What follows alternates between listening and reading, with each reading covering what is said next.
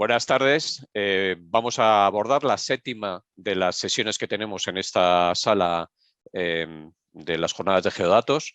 Nos acompañan Adriana Rangel y Jaime Nieves, son de la empresa ERRI, que que nos suministra el Ayuntamiento de Madrid el soporte informático para todo lo que estamos haciendo en temas de geodatos. Ellos nos van a presentar lo que está haciendo el Ayuntamiento de Madrid sobre siniestralidad. Y cuando queráis, Adriana y Jaime, pues empezáis. Fenomenal. Bueno, buenos días a los que os conectáis por primera vez a esta sesión. Agradecemos el que estéis aquí con nosotros de forma online. La intención de esta sesión es mostraros un caso de uso de reutilización y explotación de datos del portal de datos abiertos del Ayuntamiento de Madrid y con ello hacer un análisis geográfico sobre la siniestralidad. Agradecemos y doy nuevamente la enhorabuena por esta cuarta edición de las jornadas, a ti, José María, por moderar este bloque. Como decía, yo soy Adriana Rangel, ingeniera de soluciones dentro de ERRI España para Administración Pública, y en esta sesión comparto escenario con mi compañero Jaime Nieves. Buenos días. La agenda que hemos preparado para vosotros en el día de hoy incluye 3 bloques. Uno es el propósito de esta charla en sí mismo. 2, el detalle de todos los pasos y análisis que se han creado en el caso de uso. Y 3, las conclusiones que se han obtenido del mismo. Pues bien, el propósito de esta sesión, como os comentaba, es compartir con vosotros todos los datos, procesos y experiencias que hemos utilizado desde ERRI España para realizar este proyecto, donde se hace una exploración de los accidentes producidos en la ciudad de Madrid, desde el año 2010 hasta el 2020, siempre desde una perspectiva geoespacial y usando técnicas de análisis espaciotemporal y de analítica predictiva. Por supuesto, todo esto haciendo uso de las herramientas GIS de la tecnología R. Los datos de accidentes de tráfico en la ciudad de Madrid pues, son registrados por la Policía Municipal y estos los hemos obtenido desde el portal de datos abiertos. Se tratan de datos de accidentes diarios desde el 1 de enero del año 2010 hasta el 31 de diciembre del 2020. Los datos en el primer periodo 2010-2018 utilizan un mismo modelo para registrar la información, pero en el 2019 este modelo cambió. Básicamente no tenemos los mismos campos en los 2 tramos. Y por ello utilizamos la ciencia de datos para optimizar este resultado y hacemos un proceso de ETL, de extracción, transformación y carga de datos previos al análisis.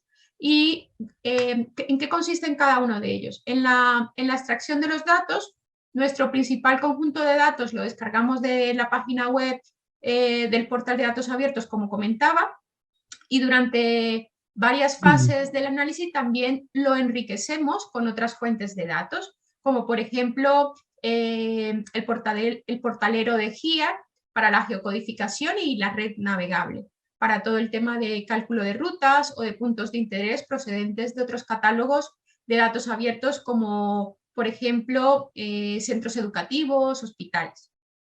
Bien, en el segundo paso, que es la transformación de los datos, aquí se hace una limpieza de todas esas variables del dataset y en algunos casos cambios de formatos en los campos.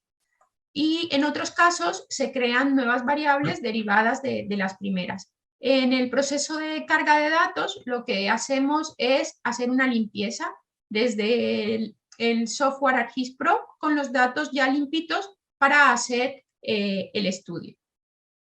Pues bien, además de estos datos también hay contenido de ArcGIS y como comentaba de estos proveedores como es el caso de GIE.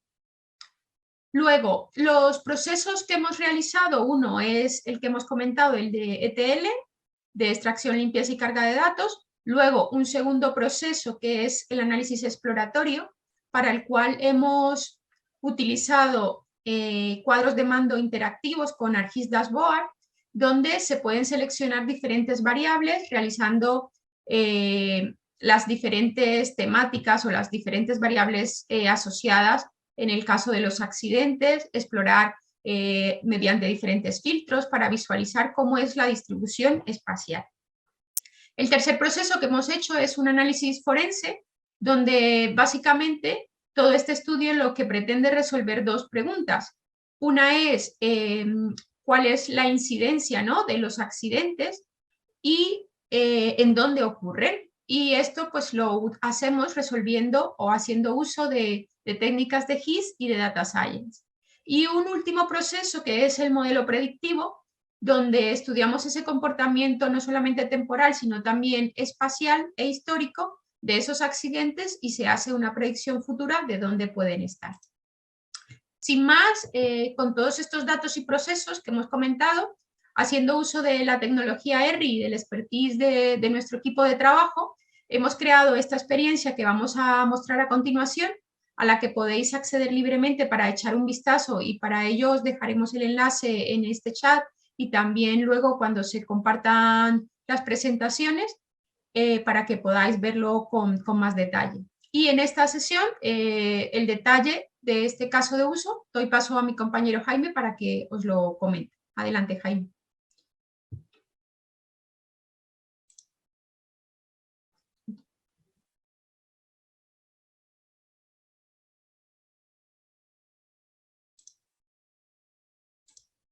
No, no estamos oyendo. Jaime, ¿estás hablando? Sí, no, es porque tiene que dejar de compartir está, Adriana, ¿no? Antes de que comparta yo.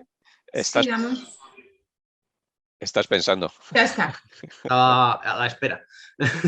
Muy bien. Fenomenal, aquí estamos, ya está. Muy bien, bueno, pues como Adriana al final ha contado la esencia, digamos, de todo lo que hemos hecho y los pasos, yo, si me permitís, voy a bajar directamente al grano, ¿vale? La idea que nosotros teníamos, como comentaba Adriana, al final era jugar con la información, probar qué podíamos hacer, y hasta dónde podíamos exprimir la tecnología o qué ideas se nos ocurría para explotar una fuente de datos pública, ¿vale? Y hay muchas partes, porque el dato que tiene el Ayuntamiento de Madrid en este sentido es muy rico, tiene un montón de variables. Debo deciros, un poco como anécdota, que estuvimos valorando, una vez que decidimos hacer el estudio sobre la siniestralidad, estuvimos valorando si hacerlo sobre el dato de Madrid o de Barcelona. El dato de Barcelona tenía la ventaja de que tenía coordenadas y estaba mejor posicionado, pero el dato de Madrid tiene mejor atribución, o sea, tiene mucho más detalle, entonces nos parecía mucho más potente a la hora de sacar resultados, ¿no? Y por eso decidimos hacerlo con Madrid, que además es nuestra ciudad. Entonces, aquí tuvimos la flexibilidad de alguna forma de no tener una restricción de querer ver algo, sino que teníamos los datos y lo que tuvimos completa libertad, porque es un proyecto, un estudio que hicimos por nuestra propia cuenta, de vamos a ver qué sacamos de él y vamos a ver qué cosas se nos ocurren, ¿no? Y había miles de ideas y de posibilidades que veíamos con los datos, ¿no? Y al final elegimos unas cuantas para intentar hacer un flujo que tuviera cierto sentido, ¿vale? Que es más o menos el que Adriana comentaba. Entonces, efectivamente, empezamos con la descarga de los datos y lo primero que habría que hacer es pues hacer todo el tratamiento de datos. Hay muchas partes de ese tratamiento en realidad que se podría hacer con las herramientas de escritorio, pero decidimos poner a prueba la parte de los notebooks y Python en juego para jugar con algunas herramientas de Data Science y con algunas librerías de tratamiento de datos para hacer este trabajo, ¿no? Incluyendo pues toda la parte de carga de datos, toda la parte de limpieza. Como decía Adriana, hubo un cambio de metodología, de modo que había algunos datos que no eran comparables, entonces tuvimos que hacer, por ejemplo, pues una normalización o una agregación de los tramos horarios, ¿no? Para que tuviéramos los mismos datos en todos los casos. Y luego, pues siempre hay un trabajo de control de calidad o de limpieza de los datos, porque hay algunos datos que a lo mejor están mal registrados y se van y son como a valores anómalos, o hay datos que a lo mejor aparecen con una normalización distinta y hay que trabajarlos. Todo esto, no quiero meterme en todos los detalles, porque al final os voy a aburrir si os cuento todo el detalle del código. Como decía Adriana, como vais a tener la aplicación, si alguno de vosotros os gusta el código y os gusta trabajar con Python, pues aquí estáis viendo todo el código que utilizamos para hacer esta limpieza de datos, ¿vale? Y podríais reproducir tal cual esto mismo que nosotros estamos haciendo en ArcGIS o en Jupyter Notebooks con Python, ¿vale? Luego, además de toda esta parte, digamos, de puro tratamiento de datos y de limpieza para luego meterlos limpios en el proceso de análisis posterior, lo que hicimos fue un trabajo de limpieza de las direcciones, ¿vale? Lo que decía, en el caso de las direcciones de Madrid, la información geográfica se informa como dirección postal, y esto hay que geocodificarlo. Y la geocodificación siempre es un poco traicionera, porque al final no dejamos de hacer un proceso automático para intentar trasladar lo que una persona a mano ha escrito como dirección a una base de datos que está normalizada. Entonces, ahí siempre hay una cierta dificultad. La verdad es que el resultado fue muy bueno, porque en automático con el servicio de geocodificación que incluye ArcGIS ya conseguimos un 87,6% de registros exitosos, ¿vale? De todos los registros de la base de datos de direcciones, pero decidimos también utilizar el componente de R que tiene ArcGIS para hacer un trabajo con expresiones regulares y cambiar algunos datos para que el geocodificador los interpretara mejor. En particular, toda la parte de las intersecciones y de cómo estaban informadas las direcciones o las posiciones de la M30, de la calle 30. ¿Vale? Entonces, con eso conseguimos mejorar aún más el resultado y llegar hasta un 91,6% de direcciones bien geocodificadas, ¿vale? Entonces, todos estos datos fueron los que luego utilizamos en el análisis. Como comentaba Adriana, el primer paso fue simplemente hacer ese análisis exploratorio, el intentar representar cosas en el mapa y sobre todo permitir que otros usuarios pudieran hacer ese trabajo de visualización y de exploración de los datos. Y por eso elegimos ArcGIS Dashboard para hacer esto, de modo que cualquiera sin tener mucho conocimiento pudiera empezar a jugar con dónde se producen los siniestros en determinados rangos de edad, o donde se producen los siniestros, por ejemplo, por tipo de accidente, ¿no? Donde se producen fundamentalmente los alcances, o donde se producen fundamentalmente los atropellos, etc. ¿Vale? Por ejemplo, atropellos a personas y ver qué intersecciones pueden tener más peligro que otras. Aquí, como veis, estamos cogiendo nada más que datos de 2019 y 2020, porque se nota mucho el cambio en el volumen de siniestros antes y después de esa fecha, por lo que decíamos, ¿no? Que hubo un cambio de metodología. Entonces, para que el dato fuera homogéneo y tuviera sentido, pues nada más que mostramos esos dos años, ¿vale? Y vemos, por ejemplo, pues la influencia enorme que tuvo el COVID en la siniestralidad, porque al final, si no hay tráfico, evidentemente, pues no hay siniestros, ¿no? Y aquí, como decíamos, aquí también representamos para las categorías principales algunos gráficos para ver fundamentalmente pues dónde se estaban produciendo los accidentes según estado meteorológico, según lesividad, etcétera. Y aquí pues había eso, un montón de cosas que se nos ocurrían, ¿no? Porque los rangos de edad seguramente corresponderán a la propia población que tiene coche, ¿no? Que conduce típicamente, pero a lo mejor hay rangos de edad que, correlacionándonos con la población, vemos que en realidad hay rangos de edad donde se producen más siniestros comparativamente en función de la población que existe en Madrid, ¿no? Igual que con el estado meteorológico. Entonces, había muchísimas cosas que podríamos hacer y al final nos centramos en dos estudios que nos parecieron interesantes. Sobre todo porque nos permitía mezclarlo con otras fuentes. Uno es si se producen más accidentes y atropellos en particular en colegios, ¿vale? Cerca de colegios. Entonces, lo que hicimos fue caracterizar con las zonas de influencia, que esto utilizamos la cartografía de GIAR para calcular las zonas de 2, 4 y 6 minutos, de modo que tuviéramos la zona de influencia del colegio y luego estas zonas sirvieran como zonas de control, en definitiva.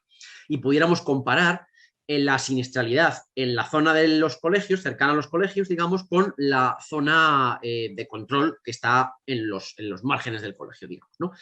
Tanto de forma absoluta como ponderada o normalizada con el área en cuestión, ¿no? Por tener en cuenta el factor de que un área más grande, evidentemente, puede tener más siniestros. Y vemos que efectivamente la siniestralidad en realidad es más pequeño, incluso normalizada en zonas cercanas a colegios, lo cual habla bien en general de la señalización y de la precaución que todos tenemos cuando estamos cerca de una zona escolar. Pero al mirar en el mapa la concentración de siniestros, se ve visualmente que hay determinadas zonas donde parece que se concentran los siniestros más que en otras, ¿no? Vemos zonas donde hay como muchos puntos más grandes. Entonces, para, digamos, no hacer esto visualmente, lo que hicimos fue un análisis que se llama test de autocorrelación espacial, que lo que nos dice es si un dataset, en este caso el de siniestros, está disperso, o sea, se distribuye de forma aleatoria o está clusterizado, es decir, se concentra espacialmente. Y vemos que la siniestralidad se concentra espacialmente de una forma muy significativa estadísticamente y además este valor que representa la intensidad de esa concentración es mucho mayor en el caso de la siniestralidad que la que corresponde a los colegios. Es decir, que la siniestralidad se concentra más allá de la concentración o de la dispersión esperable por la propia distribución espacial de los colegios, ¿vale?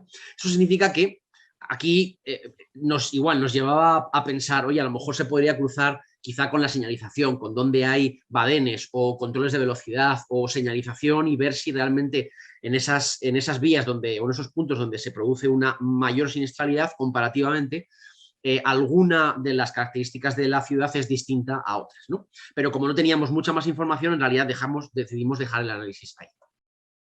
El segundo caso de análisis forense que intentamos hacer, o análisis explicativo, es cómo se relaciona la cercanía a un hospital o a un centro de atención, digamos, sanitaria, con los accidentes graves, para entender dónde se producían normalmente siniestros graves, donde la atención sanitaria pudiera no ser tan ágil por la distancia a la que se encuentra del hospital más cercano, ¿vale?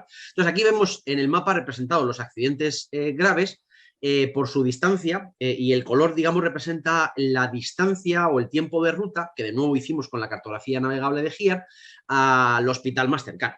¿De acuerdo? Varía en un sentido o en otro porque, bueno, pues porque puede variar la ruta, no tiene por qué ser la misma, digamos, si vas del hospital al siniestro que si vas del siniestro al hospital, ¿no?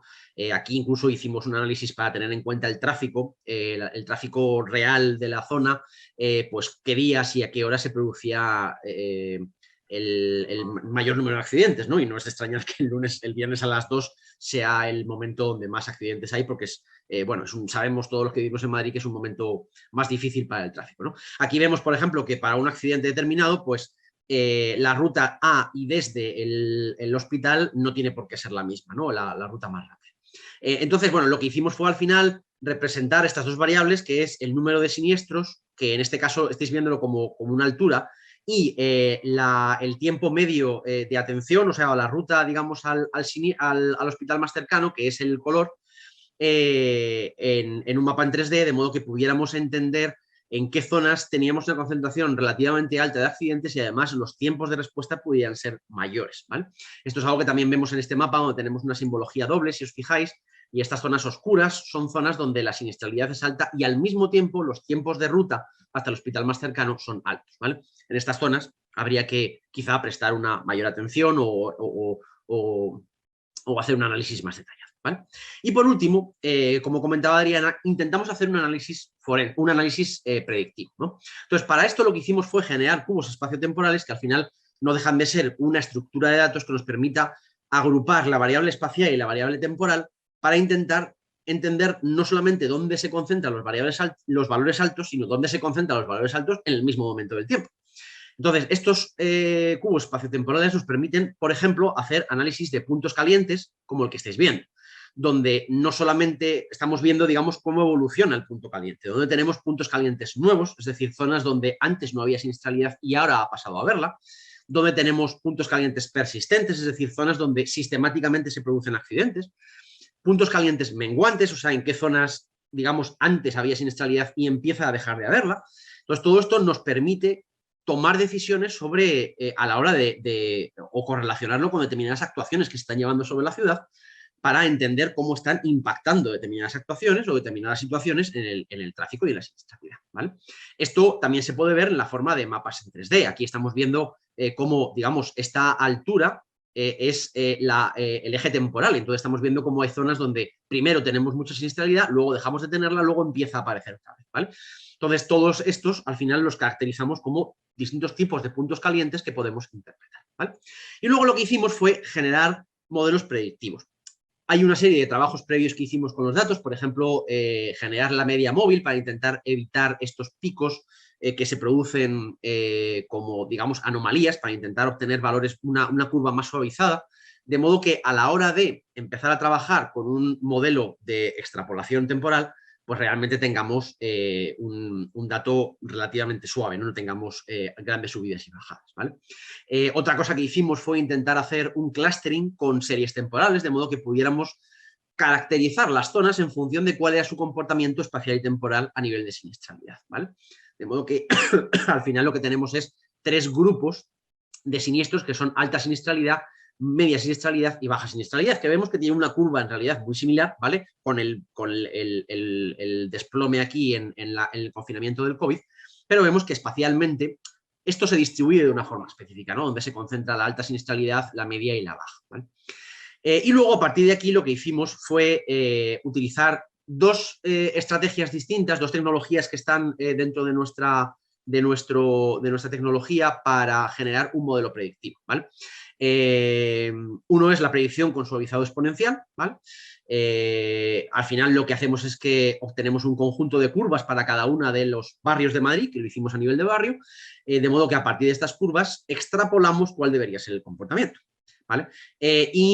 La otra es una predicción basada en bosques, que es una estrategia de Machine Learning que al final utiliza digamos, muestras aleatorias para obtener una predicción que en principio predicen mejor los cambios estacionales. Si tenemos, pues eso, en Madrid hay menos inestabilidad en agosto porque en agosto vivimos menos en Madrid.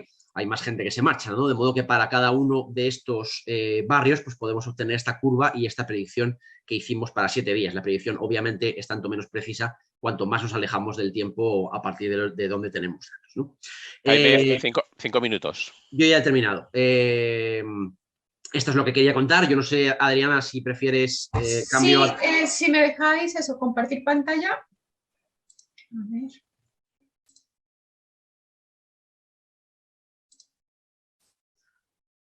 ¿Se ve? Sí. Vale. Bueno, nada, simplemente para finalizar, ¿qué conclusiones hemos sacado con esta experiencia? Con este análisis que se ha hecho del tráfico, ¿no? De la siniestralidad en Madrid y cómo se distribuye, reiteramos, ¿no? Es eso que quizás ya han salido en otras intervenciones, y es que el dato geográfico es muy útil y es deseable que todos lo tengan, que todos los datos tengan ese componente espacial. En las mesas del día de ayer de las jornadas comentaban varios ponentes, ¿no? que casi de 10 datos, 9 tienen o pueden tener esa componente espacial. Es muy útil ver esa perspectiva, ¿no? El componente espacial permite cruzar datos que no se podrían de otra forma, ¿no? Que de otra forma están inconexos o no existe ninguna relación o no existe ninguna correlación entre ellos, ninguna forma de cruzar esta información. La calidad de los datos geográfica, como comentaba Jaime, es muy importante para poder obtener unos resultados óptimos, y por supuesto la tecnología nos permite, la tecnología de RI nos permite explotar esa información y extraer mucho valor a esos datos existentes. Y ya como algo, ¿no? Como una reflexión muy personal, es mejor aumentar esa calidad de los datos que aumentar la cantidad de los mismos, ¿no? Muchas veces nos preocupamos por tener datos, sobre todo en las ciudades, y es mejor invertir en esa calidad de los datos para poder realmente extraer la información. Muy bien, pues la verdad es que ha sido muy interesante la presentación vuestra. Tenemos un par de preguntas, bueno, está entrando alguna cosa más, entonces os los traslado rápidamente. Nos preguntan Fenomenal. si aparte de lo que es la geolocalización, en la limpieza de los datos hubo alguna otra dificultad que vosotros podáis, digamos, apuntar. Yo creo que no especialmente, pero yo creo que lo más complicado, digamos, fue el cambio de metodología. Fue el cómo articular eso, porque a nosotros nos hubiera gustado, claro, más hacer el trabajo con todo el rango temporal, porque tener 10 años de datos es fenomenal, pero al haber un cambio metodológico nos parecía que posiblemente fuera a haber sesgos o cosas que evidentemente iban a ser distintos en los 2 últimos años que en los anteriores, con lo cual ahí fue donde más trabajo tuvimos que hacer, pero no especialmente. Muy bien, otra pregunta nos trasladan, que por qué se utiliza la red HERE y el geocodificador propio de RI no se utiliza el callejero, en este caso, al ser del Ayuntamiento de Madrid, el callejero propio del Ayuntamiento de Madrid. ¿Que hay alguna dificultad añadida o que era más cómodo?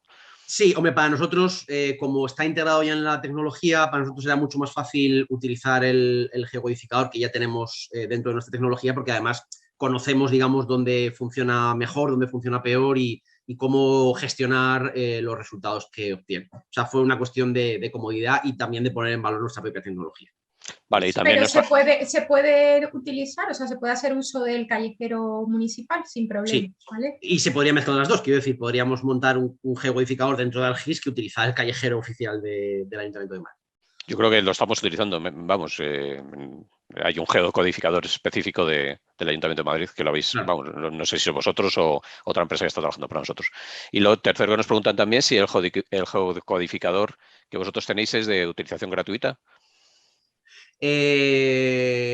Sí. O sea, Sí, no sé si pasando por casi caja. mejor prefieres. Bueno, No, es que no quiero meterme en temas de licenciamiento, pero esencialmente si sois usuarios de RIS, sí. bueno, no sé, lo pregunta José Ramón. Entiendo que será usuario de RIS, no lo sé. Bueno, en cualquier caso, que muchísimas gracias, me ha gustado mucho. Por cierto, lo que tiene ahora mismo colgado Visualizadatos Madrid.es de accidentes de tráfico, ¿es una extracción o no tiene nada que ver, lo habéis contado, con lo que ahora mismo te hemos publicado en Madrid.es? Vamos, en Visualizadatos Madrid.es. O sea, son los datos del Los datos portal son... de datos abiertos, sí, o sea, son los mismos datos. O sea, Pero es el mismo, lo que cambia es pues el periodo de tiempo, ¿no?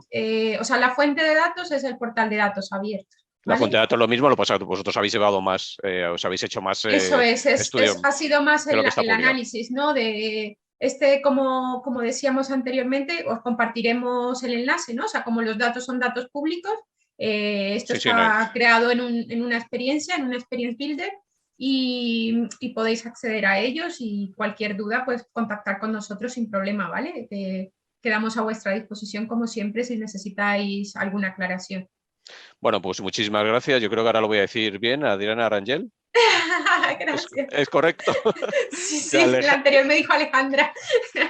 Alejandra Pequeña. Me y, cambió, y me cambió el otro por entrar Alejandro Pequeño, me sí, cambió, pero sí, venga sí. ya, te Y Jaime, perdono. y Jaime Nieves por Muchas gracias. por la presentación que habéis hecho. No, vamos, a mí me ha gustado muchísimo y vamos, supongo que ya en las próximas jornadas pues también contaremos con vosotros. Muchísimas Muchas gracias. Con esta experiencia acabamos las jornadas. A todos los que nos habéis seguido, muchísimas gracias. Habéis sido más de 500, el dato me decían 538 personas las que os habéis inscrito a estas jornadas. Para nosotros es un orgullo poder trasladar lo que estamos haciendo dentro del Ayuntamiento de Madrid a un público tan amplio y sobre todo entendemos que tan especializado como son los que nos habéis seguido estas dos sesiones, la sesión de ayer en presencial y la sesión de hoy en telemático. Bueno, también ayer en streaming. Pero bueno, muchísimas gracias a todos y a todas y hasta la próxima. A vosotros. Hasta luego.